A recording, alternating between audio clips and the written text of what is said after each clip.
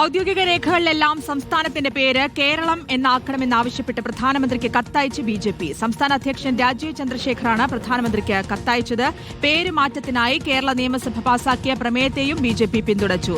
മനീഷ് മഹിപാലുണ്ട് വിവരങ്ങൾ നൽകാൻ. മനീഷ്, കേരളയ്ക്ക് പകരം കേരളം എന്ന ആവശ്യം, അതിൽ 2024 സഭയിൽ ഈ ഒരു പ്രമേയം പാസാക്കിയിരുന്നത്. ഇതിൽ പിന്തുണച്ചുകൊണ്ടുള്ള കത്ത് അത് പ്രധാനമന്ത്രിക്ക് അയച്ചിരിക്കുന്നു, അല്ലേ?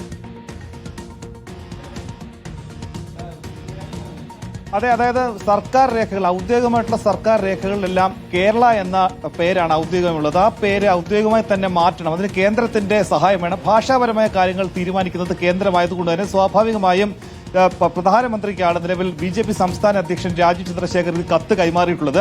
2024 കേരള നിയമസഭയിലെ ഒരു പ്രമേയം തന്നെയായിരുന്നു, രാഷ്ട്രീയ പ്രമേയം തന്നെയായിരുന്നു ഈ രീതിയിൽ പേര് മാറ്റം, കേരള എന്നതല്ല കേരളം തന്നെ വേണം എന്നത് കേരളത്തിന്റെ ആവശ്യമായിരുന്നു, നിയമസഭയിൽ പാസാക്കിയതുമാണ്.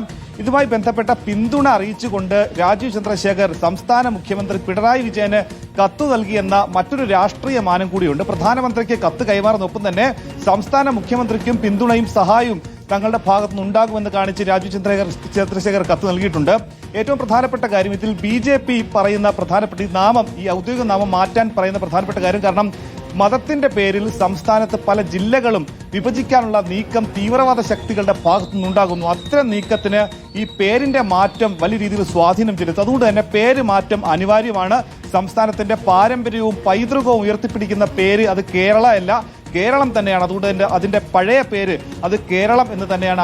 ആ പേര് തന്നെ തിരിച്ചു കൊണ്ടുവരാൻ സാങ്കേതികമായ സഹായം പ്രധാനമന്ത്രിയുടെ ഭാഗത്തുനിന്ന് അല്ലെങ്കിൽ കേന്ദ്രത്തിന്റെ ഭാഗത്തുനിന്ന് ഉണ്ടാകണമെന്ന് ആവശ്യപ്പെട്ടുകൊണ്ടാണ് സംസ്ഥാന ബി.ജെ.പിയുടെ അധ്യക്ഷൻ രാജീവ് ചന്ദ്രശേഖർ പ്രധാനമന്ത്രിക്ക് കത്ത് കൈമാറിയത്. ബി.ജെ.പി. തന്നെ ഔദ്യോഗികമായി ഈ വാർത്ത സ്ഥിരീകരിക്കുകയും അത് പുറത്തുവിടുകയും ചെയ്തിട്ടുണ്ട്. മനീഷ് മഹിപാലാണ് വിവരങ്ങൾ നൽകിയത്.